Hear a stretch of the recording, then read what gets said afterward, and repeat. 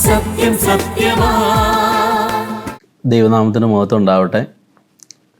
വളരെ പ്രക്ഷുബ്ധമായ ജീവിത സാഹചര്യങ്ങളിലൂടെയാണ് നാം ഓരോരുത്തരും കടന്നു പോകുന്നത്. ഒന്നല്ലെങ്കിൽ മറ്റൊരു നിലയിൽ പലവിധ പ്രശ്നങ്ങൾ നാം ഓരോരുത്തരെയും വേട്ടയാടുന്നുണ്ട് എന്ന് നമുക്ക് പരിശോധിച്ചാൽ മനസ്സിലാക്കുവാനായിട്ട് കഴിയും.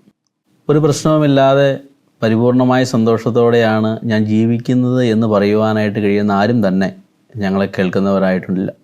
വിടുതൽ അല്ലെങ്കിൽ വിമോചനം അല്ലെങ്കിൽ രക്ഷ, ഇതിനു വേണ്ടി കാക്ഷിക്കുകയും ആഗ്രഹിക്കുകയും ചെയ്യുന്ന ആളുകളാണ് നാം ഓരോരുത്തരും.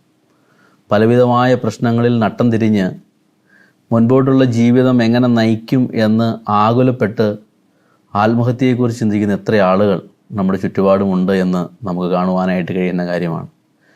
നമ്മുടെ ലോകത്തിലേക്ക് നാം കണ്ണോടിക്കുകയാണെങ്കിൽ പലവിധമായ പ്രശ്നങ്ങൾ ലോകജനതയെ വേട്ടയാടുന്നത് നമുക്ക് കാണുവാനായിട്ട് കഴിയും. ഉദാഹരണമായി പറഞ്ഞാൽ, ഉക്രൈൻ യുദ്ധം ആരംഭിച്ചിട്ട് എത്ര വർഷങ്ങളായി, അനേക നാളുകളായി. ആയിരക്കണക്കിന് മനുഷ്യർ അവിടെ കൊല്ലപ്പെട്ടു. ആയിരക്കണക്കിന് കുഞ്ഞുങ്ങൾക്ക് തങ്ങളുടെ മാതാപിതാക്കളെ നഷ്ടമായി. അനേകർക്ക് അവരുടെ ഭവനങ്ങൾ നഷ്ടമായി. അനേകം നഗരങ്ങൾ തകർക്കപ്പെട്ടു. മറുപക്ഷത്തും നാം പരിശോധിക്കുകയാണെങ്കിൽ ഒത്തിരി നഷ്ടങ്ങളുണ്ടായി. എത്ര വർഷങ്ങളായി, എത്ര കാലങ്ങളായി യുദ്ധത്തിന് വേണ്ടി തങ്ങളുടെ രാജ്യം വിട്ടുപോയ പട്ടാൾക്കാരുണ്ട് റഷ്യയുടെ ഭാഗത്ത്.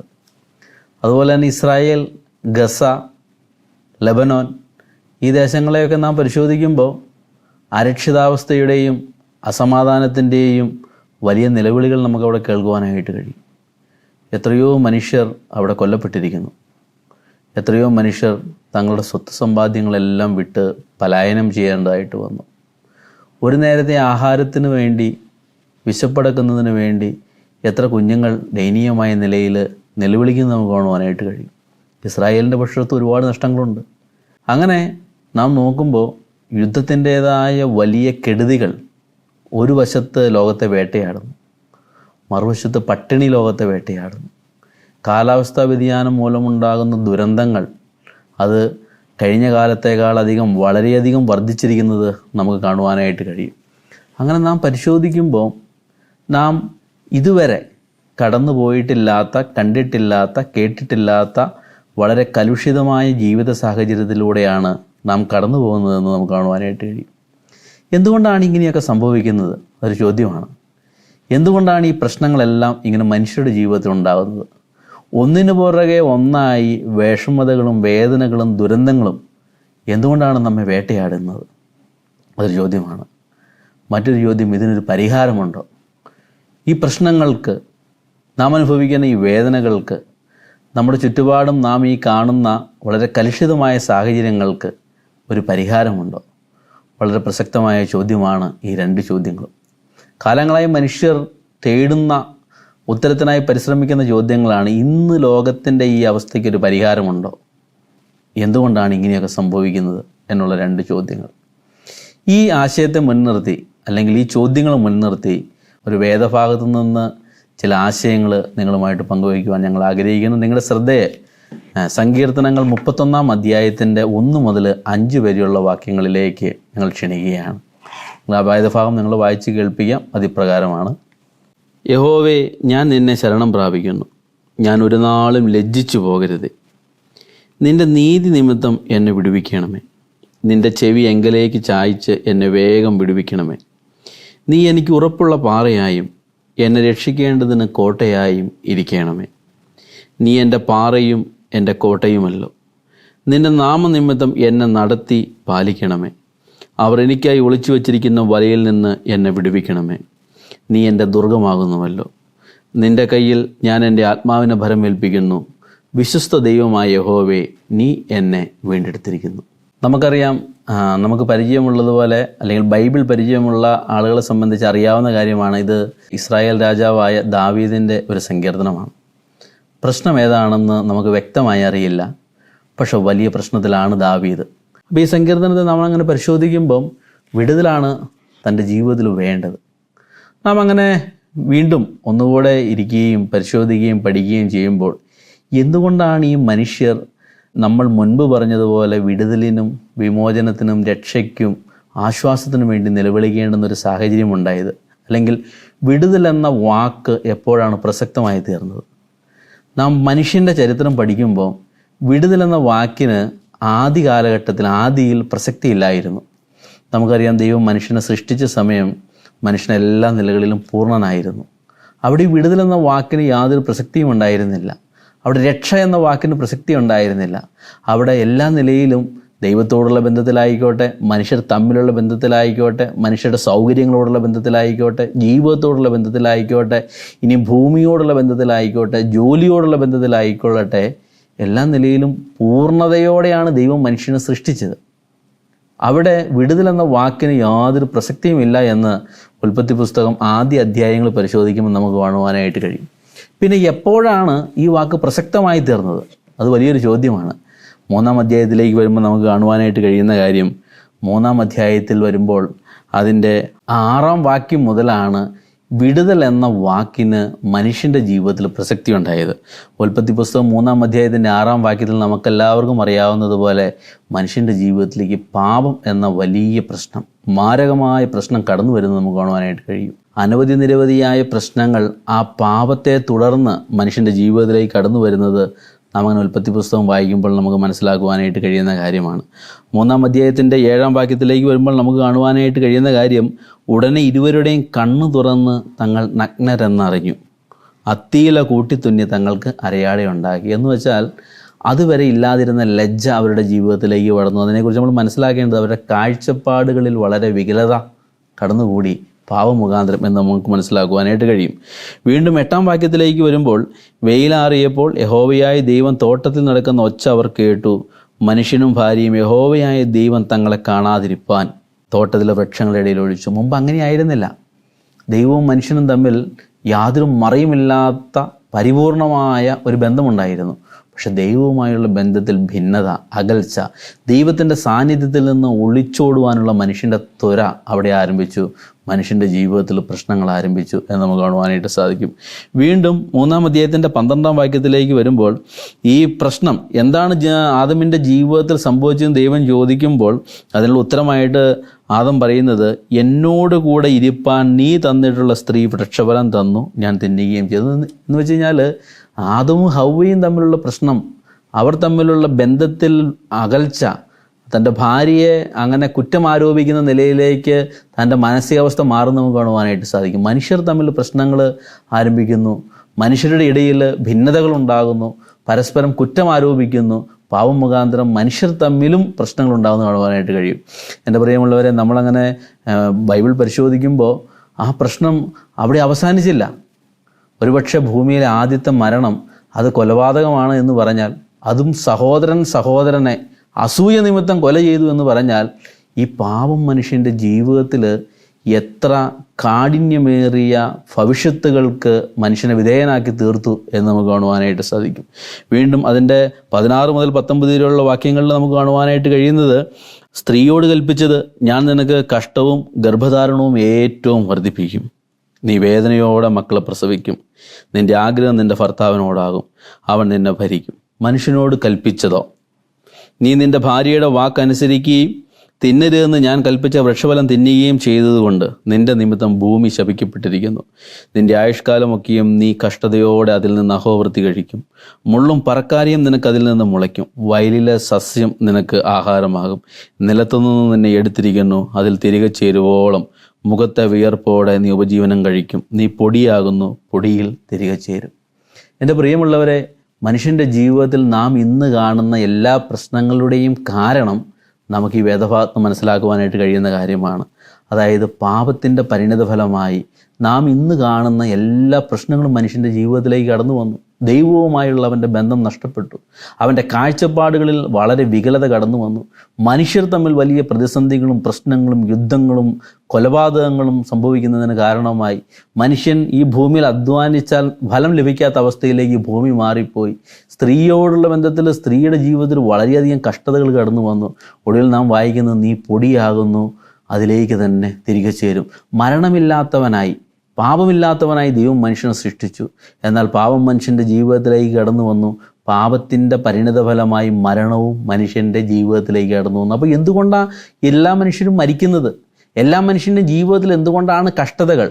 ഈ പ്രശ്നങ്ങളിൽ നിന്ന് എന്തുകൊണ്ടാണ് പരിഹാരമില്ലാത്തത് എന്ന് ചോദിച്ചാൽ നമുക്ക് മനസ്സിലാക്കുവാനായിട്ട് കഴിയുന്നത്, പാപം മുഖാന്തരമാണ് മനുഷ്യൻ്റെ ജീവിതത്തിൽ ഈ പ്രതിസന്ധികളെല്ലാം കടന്നു വന്നത്. അന്നു മുതലാണ് വിടുതലിന് വേണ്ടിയുള്ള മനുഷ്യൻ്റെ വലിയ നിലവിളി ആരംഭിക്കുന്നത്. ഇവിടെയും സങ്കീർത്തനക്കാരനായ ദാവീദ് അങ്ങനെ നിലവിളിക്കുന്നതിൻ്റെ പിറകിലുള്ളൊരു പ്രധാനപ്പെട്ട കാരണം ഈ പാപം മനുഷ്യൻ്റെ ജീവിതത്തിൽ കടന്നു വന്നു എന്നുള്ളതുകൊണ്ടാണ്.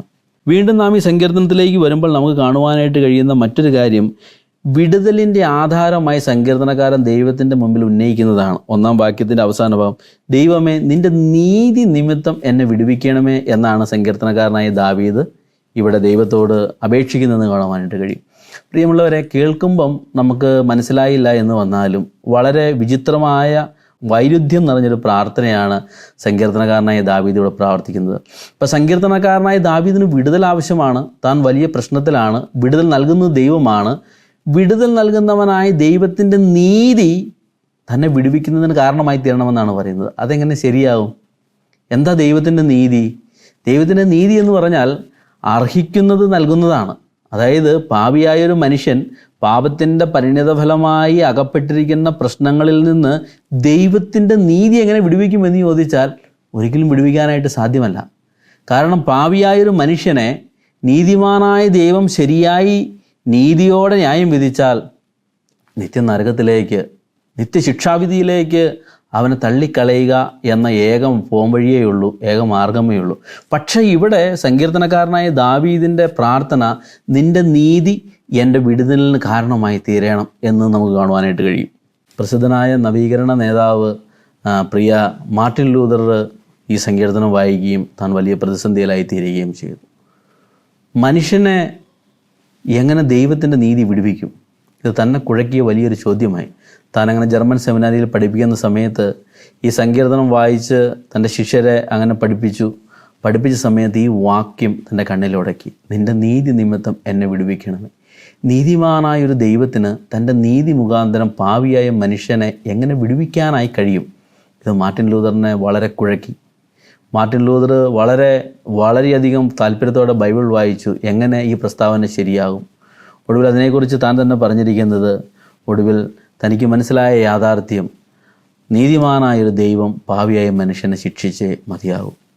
എന്നാൽ സുവിശേഷങ്ങളിൽ ദൈവം വെളിപ്പെടുത്തിയ തൻ്റെ നീതി, തൻ്റെ പുത്രൻ്റെ മരണം മുഖാന്തരം ദൈവം ഒരുക്കിയ രക്ഷ, ആ രക്ഷയിലൂടെ ദൈവം കാണിച്ച നീതി, ആ ക്രൂശിൽ ദൈവം കാണിച്ച നീതി, ആ നീതിയാണ് തൻ്റെ വിടുതലിന് കാരണമായി തീരുന്നത് എന്നുള്ളൊരു ബോധ്യത്തിലേക്ക് താൻ വരികയും താൻ അങ്ങനെ കർത്താവിനെ രക്ഷിതാവും കർത്താവുമായി സ്വീകരിച്ച് വിടുതലിന് അങ്ങനെ പാത്രീഭൂതനായി തീരുകയും ചെയ്തു എന്ന് അങ്ങനെ വായിക്കുവാനായിട്ട് ഇടയായിട്ടുണ്ട്. അപ്പോൾ ദൈവത്തിൻ്റെ നീതി നമ്മെ ശിക്ഷിക്കും, നമ്മെ നിത്യനരകത്തിലേക്ക് തള്ളിക്കളയും. പക്ഷേ അവിടെ ദൈവത്തിൻ്റെ സ്നേഹവും ദയയും കരുണയും ഉദിച്ചപ്പോൾ പാപിയായ നാം ഓരോരുത്തരും അനുഭവിക്കേണ്ട ശിക്ഷ നീതിമാനായ ദൈവം തൻ്റെ പുത്രൻ ഈ ഭൂമിയിലേക്ക് അയച്ച് നീതിയോടെ തൻ്റെ പുത്രനെ ശിക്ഷിച്ച് നമുക്ക് പകരമായി തൻ്റെ പുത്രനെ കാൽവരിയിലെ ക്രൂശിൽ യാഗമായി അർപ്പിച്ച് ദൈവം വലിയൊരു വിടുതൽ നമുക്ക് സാധ്യമാക്കി തന്നു. ആ ക്രൂശിൽ പ്രദർശിപ്പിക്കപ്പെട്ട തൻ്റെ പുത്രൻ്റെ മേൽ ദൈവം കാണിച്ച നീതിയാണ് നമ്മുടെ വിടുതലിന് കാരണമായി തീർന്നത്. എൻ്റെ പ്രിയമുള്ളവരെ, വിടുതലിന് വേണ്ടിയുള്ള നമ്മുടെ പ്രാർത്ഥന, വിടുതലിന് വേണ്ടിയുള്ള നമ്മുടെ അന്വേഷണം, അതിൻ്റെ യഥാർത്ഥ ഉത്തരം കാൽവരിയിലെ ക്രൂശാണ്. അവിടെ വെളിപ്പെട്ട ദൈവത്തിൻ്റെ നീതിയാണ്. പാപികളായ നമ്മുടെ വിടുതലിനും വിമോചനത്തിനും രക്ഷയ്ക്കും വേണ്ടി നീതിമാനായ ദൈവം തൻ്റെ പുത്രനെ കാൽവരിയിലെ ക്രൂശിൽ യാഗമായി അർപ്പിച്ചു എന്നുള്ള വലിയ യാഥാർത്ഥ്യം നമുക്ക് കാണുവാനായിട്ട് കഴിയും. വീണ്ടും ഈ സങ്കീർത്തനത്തിലേക്ക് നാം പരിശോധിക്കുമ്പോൾ ആദ്യത്തെ 5 വാക്യങ്ങളിലും വിടുതലിന് വേണ്ടിയാണ് ദാവീദ് അപേക്ഷിക്കുന്നതെങ്കിൽ 5-ാം വാക്യത്തിൻ്റെ അവസാന ഭാഗം സങ്കീർത്തനക്കാരനായി ദാവീദ് പറയുന്ന ഇപ്രകാരമാണ്, വിശ്വസ്ത ദൈവമായ യഹോവേ, നീ എന്നെ വീണ്ടെടുത്തിരിക്കുന്നു. വിടുതലിന് വേണ്ടി അപേക്ഷിച്ച ദാവീദിന് ദൈവം വീണ്ടെടുപ്പ് നൽകി ദൈവം തന്നെ മാനിക്കുന്നത് നമുക്ക് കാണുവാനായിട്ട് കഴിയും, തന്നെ രക്ഷിക്കുന്നത് കാണുവാനായിട്ട് കഴിയും. എൻ്റെ പ്രിയമുള്ളവരെ, ഞങ്ങൾ വേഗത്തിൽ അവസാനിപ്പിക്കട്ടെ. ഈ ബൈബിളിൻ്റെ ആശയം തന്നെ മനുഷ്യൻ്റെ വീണ്ടെടുപ്പാണ്. ഞാൻ പറഞ്ഞതുപോലെ 3-ാം അധ്യായത്തിൽ മനുഷ്യൻ്റെ ജീവിതത്തിൽ പാപം സംഭവിച്ചു. പാപത്തിൻ്റെ പരിണിതഫലമായി അനേക പ്രശ്നങ്ങൾ സംഭവിച്ചു. പക്ഷേ ദൈവത്തിൻ്റെ ദയയും മനുഷ്യപ്രീതിയും ഉദിച്ചപ്പോൾ തൻ്റെ പുത്രനെ ദൈവം വാഗ്ദത്തം ചെയ്തു. പിന്നീട് ഉൽപ്പത്തി പുസ്തകം 12-ാം അധ്യായത്തിലേക്ക് വരുമ്പോൾ തൻ്റെ പുത്രനെ ഈ ഭൂമിയിലേക്ക് അയച്ച് മനുഷ്യരുടെ വീണ്ടെടുപ്പ് സാധ്യമാക്കുന്നതിന് വേണ്ടി ദൈവം ചെയ്ത ക്രമീകരണങ്ങൾ തുടർച്ചയായി കാണുവാനായിട്ട് കഴിയുന്നതാണ്. കൽദയരുടെ പട്ടണമായ ഊരിൽ നിന്ന് അബ്രഹാമിനെ വിളിച്ചു. അബ്രഹാമിന് 99 വയസ്സിൽ ഇസഹാക്ക് എന്ന മകനെ നൽകി. ഇസഹാക്കിന് യാക്കോബ് എന്ന മകനുണ്ടായി. ആ യാക്കോബിന് 12 മക്കളുണ്ടായി. അവർ പിന്നീട് മിസ്രയീം ദേശത്ത് പരദേശികളായി ചെന്നു. അവിടെ വലിയൊരു ജനതയായി, ഒരു രാഷ്ട്രമായി അവർ രൂപപ്പെട്ടു. പിന്നീട് ദൈവം മോശെ മുഖാന്തരം അവരെ അവിടുന്ന് വിടുവിച്ചപ്പോൾ യാക്കോബിനെയും മക്കളെയും അല്ല വിടുവിച്ചത്. തത്വത്തിൽ പറഞ്ഞാൽ ഇസ്രായേൽ രാഷ്ട്രത്തെ തന്നെയാണ് അവിടുന്ന് വിടുവിച്ചത്. അവർക്ക് ഫങ്ഷൻ ചെയ്യുവാനുള്ള സ്വത്ത് സമ്പാദ്യങ്ങൾ ദൈവം അവിടുന്ന് നൽകി. 40 സംവത്സരം മരുഭൂമിയിലൂടെ ദൈവം അവരെ നടത്തി. മരുഭൂമിയിൽ ദൈവം അവരോടുള്ള ഇടപെടലുകളിലൂടെ ദൈവം ആരെന്നും ദൈവത്തിൻ്റെ കൽപ്പനകൾ എത്ര പ്രാധാന്യമുള്ളതെന്നും ഒരു രാഷ്ട്രം ഫങ്ഷൻ ചെയ്യേണ്ട കൽപ്പനകൾ ഏത് വിധേനയുള്ളതായിരിക്കണമെന്നും അവരെ പഠിപ്പിച്ചു. ഒടുവിൽ യോശുവ മുഖാന്തരം യോർദാൻ കടന്ന് കനാൻ ദേശത്തെ അവർ പിടിച്ചടക്കി ഇസ്രായേൽ രാഷ്ട്രമായി ദൈവം അവരെ രൂപപ്പെടുത്തി. നമുക്കറിയാവുന്നതുപോലെ അവർക്ക് ന്യായാധിപന്മാരെ നൽകി, പിന്നീട് രാജാക്കന്മാരെ നൽകി. അവർ പാപം ചെയ്ത് ദൈവത്തിൽ നകർന്നപ്പോൾ പ്രവാചകന്മാരെ എഴുന്നേൽപ്പിച്ചു. ഒടുവിൽ നമുക്കറിയാം, കാലത്തിൻ്റെ തികവിൽ കാലസമ്പൂർണത വന്നപ്പോൾ സ്ത്രീയുടെ സന്തതിയായി യഹൂദ ഗോത്രത്തിൻ്റെ സിംഹമായി നമ്മുടെ കർത്താവായ യേശു ക്രിസ്തു ഈ ഭൂമിയിലേക്ക് വന്നു. കാൽവരിയിലെ ക്രൂശിൽ നമ്മുടെ ഓരോരുത്തരുടെയും പാപങ്ങൾ ഏറ്റെടുത്തുകൊണ്ട് അവൻ മരിച്ചു. അതിനെക്കുറിച്ച് പ്രകാരമാണ് അപ്പോസ്തലനായ പൗലോസ് പറയുന്നത്, അവൻ വാഴ്ചകളെയും അധികാരങ്ങളെയും ആയുധവർഗം വെപ്പിച്ചു. ക്രൂശിൽ അവരുടെ മേൽ പരസ്യമായ ജയോത്സവം കൊണ്ടാടി. പാപമെന്ന ശത്രുവിനെ, ഉൽപ്പത്തി പുസ്തകത്തിൽ നമ്മുടെ വീഴ്ചയ്ക്ക് കാരണമായി തീർന്ന പൈശാചികനെ ആയുധവർഗം വെപ്പിച്ച് പരസ്യമായി അവരെ പരാജയപ്പെടുത്തി നമുക്ക് എന്നേക്കുമുള്ളൊരു വീണ്ടെടുപ്പ്. സങ്കീർത്തനക്കാരനായ ദാവീദ് പറഞ്ഞതുപോലെ വിശ്വസ്ത ദൈവമായ യഹോവ എന്നേക്കുമുള്ളൊരു വീണ്ടെടുപ്പ് കർത്താവായ യേശു ക്രിസ്തു മുഖാന്തരം സാധ്യമാക്കി തന്നു. നിലവിളിച്ച് വിടുതലിനു വേണ്ടി കരഞ്ഞ മനുഷ്യരായിരുന്നു. വിടുതലും വിമോചനവും എന്നേക്കുമുള്ളൊരു വീണ്ടെടുപ്പും കർത്താവായ യേശു ക്രിസ്തു മുഖാന്തരം ദൈവം നമുക്ക് സാധ്യമാക്കി തന്നു. അങ്ങനെ വലിയൊരു വീണ്ടെടുപ്പിൻ്റെ സന്ദേശമാണ് ഈ ബൈബിളിൻ്റെ സന്ദേശം. എന്നെ കേൾക്കുന്ന പ്രിയമുള്ളവരെ, നിങ്ങളും വിടുതലിന് വേണ്ടി പല നിലകളിലുള്ള പ്രശ്നങ്ങളിൽ നിന്ന് രക്ഷപ്പെടുന്നതിന് വേണ്ടി കരയുന്നവരായിരിക്കാം, കാത്തിരിക്കുന്നവരായിരിക്കാം. ഞങ്ങൾക്ക് പറയുവാനുള്ളത്, എന്നേക്കുമുള്ളൊരു വീണ്ടെടുപ്പും വിമോചനവും കർത്താവിൻ്റെ പക്കലുണ്ട്. നമുക്കായി ഒരു രക്ഷ നമ്മുടെ ദൈവം ഒരുക്കിയിട്ടുണ്ട്. യേശു ക്രിസ്തുവിനെ നിങ്ങളുടെ രക്ഷിതാവും കർത്താവുമായി ഹൃദയത്തിലേക്ക് സ്വീകരിക്കുവാൻ നിങ്ങൾക്ക് മനസ്സുണ്ടെങ്കിൽ, യേശു ക്രിസ്തു ഏക ദൈവമാണെന്ന് തിരിച്ചറിഞ്ഞ് യേശു ക്രിസ്തുവിൻ്റെ കാൽവരിയിലെ മരണം നിങ്ങളുടെ പാപങ്ങളുടെ പരിഹാരാർത്ഥം നിങ്ങളുടെ സ്ഥാനത്താണെന്ന് തിരിച്ചറിഞ്ഞ് ഈ ക്രിസ്തുവിൻ്റെ രക്ഷകനായി ജീവിതത്തിൻ്റെ കർത്താവായി ഹൃദയങ്ങളിലേക്ക് സ്വീകരിക്കുവാനും ക്രിസ്തുവിന് വേണ്ടി ജീവിതങ്ങളെ സമർപ്പിക്കുവാനും നിങ്ങൾക്ക് മനസ്സുണ്ടോ? കർത്താവ് പറഞ്ഞു, ഞാൻ വാതിൽക്കൽ നിന്ന് മുട്ടുന്നു. ആരെങ്കിലും എൻ്റെ ശബ്ദം കേട്ട് വാതിൽ തുറന്നാൽ ഞാൻ അവനോടും അവൻ എന്നോടും കൂടി അത്താഴം കഴിക്കും. നിങ്ങളുടെ ഹൃദയങ്ങളെ രൂപാന്തരപ്പെടുത്തുവാൻ, നിങ്ങളുടെ ജീവിതങ്ങളെ രൂപാന്തരപ്പെടുത്തുവാൻ, നിങ്ങളായിരിക്കുന്ന പ്രശ്നങ്ങളിൽ നിന്ന് നിങ്ങളെ വിമോചനത്തിൻ്റെ വെള്ളിവെളിച്ചത്തിലേക്ക് നയിക്കുവാൻ മനസ്സുള്ള ഒരു കർത്താവ്. ആ കർത്താവിനെ കുറിച്ചാണ്, ആ കർത്താവ് മുഖാന്തരം ദൈവമൊരുക്കിയ രക്ഷയെക്കുറിച്ചാണ് ഞങ്ങൾ നിങ്ങളോട് പറയുന്നത്. അവൻ്റെ പക്കൽ വിമോചനമുണ്ട്, അവൻ്റെ പക്കൽ വിടുതലുണ്ട്, അവൻ മുഖാന്തരം വീണ്ടെടുപ്പുണ്ട്. ഈ കർത്താവായ യേശു ക്രിസ്തുവിനെ അനുഗമിപ്പാൻ നിങ്ങൾക്ക് മനസ്സുണ്ടോ? ഇത് മാത്രമാണ് ബൈബിളിന് നിങ്ങളോട് ചോദിക്കുവാനുള്ള ചോദ്യം. അതിന് മനസ്സുണ്ടെങ്കിൽ യേശു ക്രിസ്തുവിനെ നിങ്ങളുടെ ജീവിതത്തിൻ്റെ രക്ഷിതാവായി, നിങ്ങളുടെ പാപങ്ങളുടെ പരിഹാരാർത്ഥം മരിച്ച നിങ്ങളുടെ രക്ഷകനായി, നിങ്ങളുടെ ജീവിതത്തിൻ്റെ കർത്താവായി സ്വീകരിക്കുവാൻ നിങ്ങൾക്ക് മനസ്സുണ്ടെങ്കിൽ, പ്രിയമുള്ളവരെ, ആ കർത്താവിനെ നിങ്ങളുടെ ഹൃദയങ്ങളിലേക്ക് സ്വീകരിക്കുക. ദൈവം നമ്മെ സഹായിക്കട്ടെ.